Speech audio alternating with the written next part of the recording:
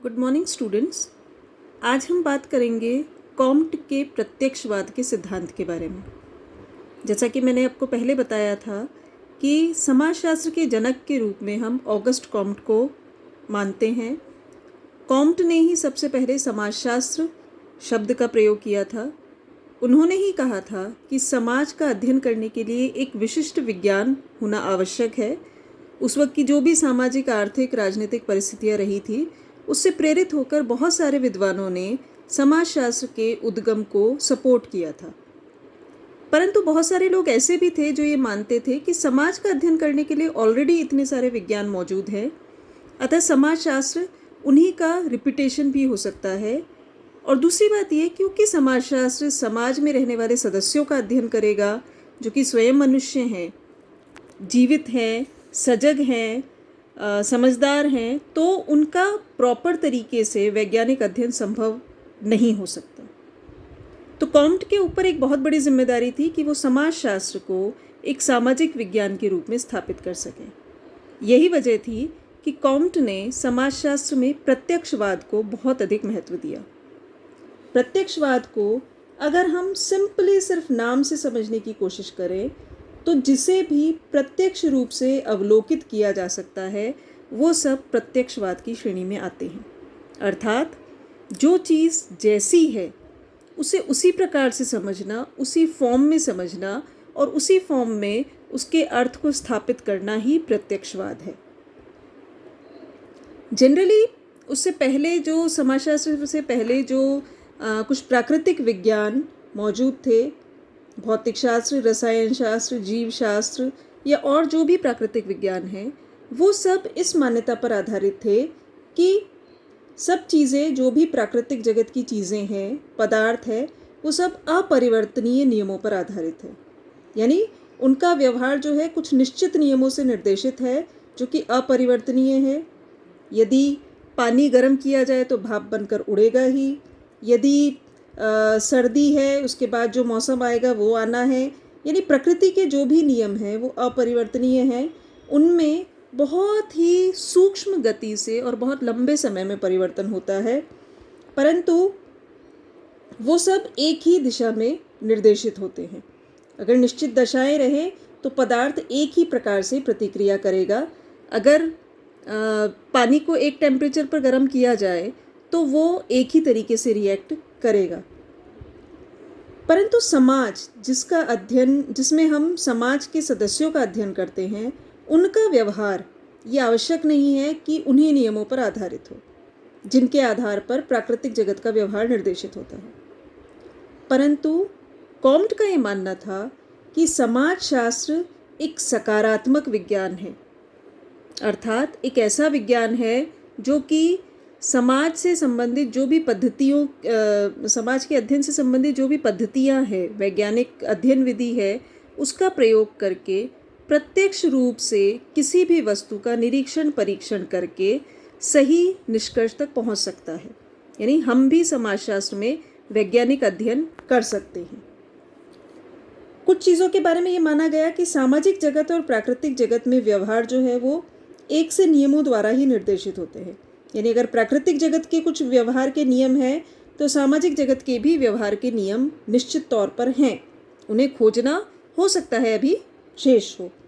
मनुष्य और पदार्थ दोनों ही प्राकृतिक जगत के ही अंश है, अर्थात दोनों एक ही प्रकृति से उत्पन्न हुए हैं। इसलिए ये पूरी संभावना है कि मनुष्य का व्यवहार भी कुछ प्राकृतिक नियमों के आधार पर, कुछ निश्चित नियमों के आधार पर चलता हो।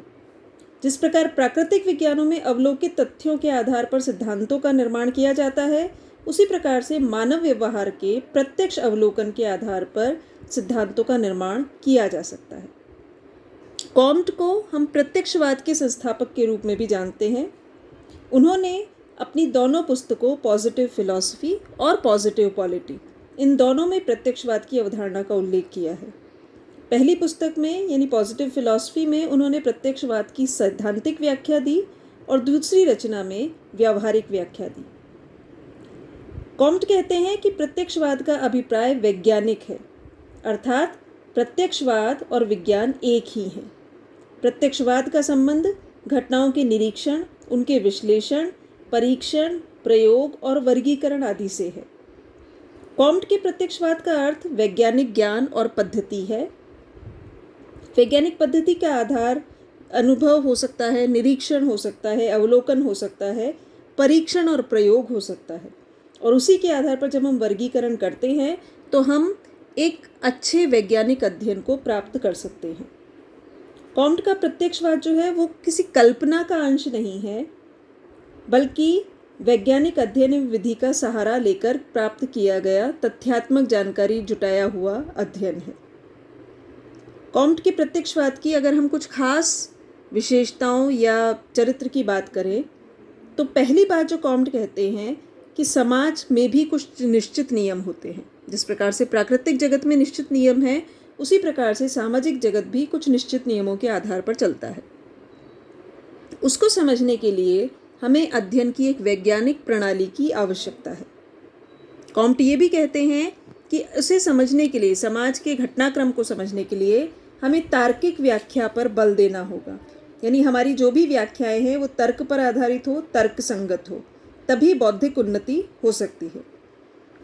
कॉम्ट कहते हैं कि प्रत्यक्षवाद जो है वो सामाजिक पुनर्निर्माण का एक साधन है, जिसके आधार पर हम जो भी पुरानी परिस्थितियां थी, फ्रांसीसी क्रांति, औद्योगिक क्रांति, उसके जो दुष्परिणाम समाज को देखने को मिले, उन सब को अगर हम अपने समाज से दूर करना चाहते हैं, अगर हम परिस्थितियों को पहले से भांप कर कुछ उपाय ढूंढना चाहते हैं, तो उसके लिए ज़रूरी है कि हम प्रत्यक्षवाद का सहारा लें।